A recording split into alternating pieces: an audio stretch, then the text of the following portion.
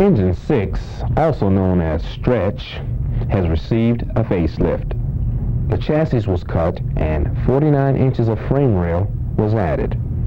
This allowed for the addition of 2 walk-away air pack seats and a canopy. The pump intake has been upgraded from 4.5 inches to 5 inches. An additional 2.5-inch discharge outlet was installed, raising the pump capability to 1,000 GPM. The cost, $8,000. The work was done by All-American Sleeper Cab in Tampa. Tampa Fire Department has accepted delivery of 2 108-foot ladder trucks. Ladder 3 and Ladder 13 were put into service in mid-December of '86. The prospective crews were trained by factory personnel on the use, care, and maintenance of the apparatus.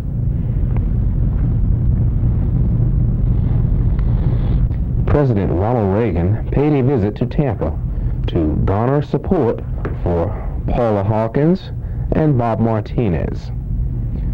Tampa Fire Department was on hand to provide manpower and equipment to ensure a safe environment for our president.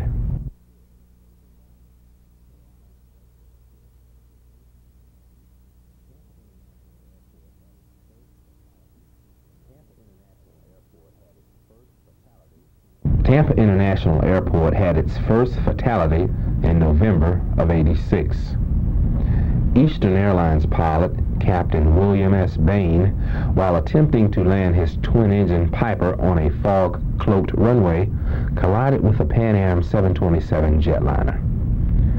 Station 12's Crash 1 was the first unit in and extinguished the totally involved aircraft. This is what driver engineer Larry Fika of Crash 1 had to say about the incident.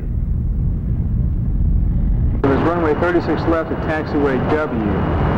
All crash vehicles were dispatched to the scene.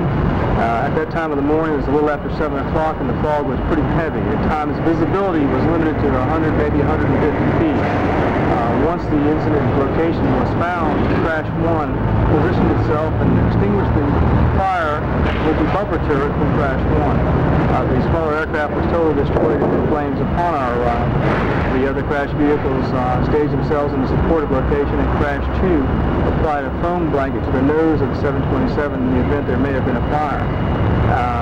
Once again, the small aircraft was totally involved, and there was nothing that we could do except extinguish the fire. And our hearts go out to the survivors and family of the pilot of the small aircraft. A dedication ceremony was held on December the 9th of '86 to welcome aboard our new amphibious fireboat. The amphibious fireboat, which can deliver up to 2,500 GPM through 3 remotely controlled turrets, will vastly improve the ability to respond to shipboard and waterfront fires within the Port District. In addition to the fireboat, a tractor, trailer, foam, and auxiliary equipment were also provided. The cost of the amphibious fireboat, $395,000. The cost of the tractor trailer and equipment, $156,000. Funds for the purchase of this equipment were provided by the Tampa Port Authority, which got an increase in its harbor master fees in the 1984 session of the Florida legislature. A mass casualty drill was conducted at Chamberlain High School on December 16, 1986. This event was coordinated by Bay Area hospitals in conjunction with the Department of Emergency Medical Services, Hillsborough County Hazardous Incident Team, local clinics, and the Tampa Fire Department. The purpose of this drill was to assess area hospitals' capabilities of dealing with incidents of this magnitude. We would like to thank all of the students at Chamberlain High School who helped make this event a total success.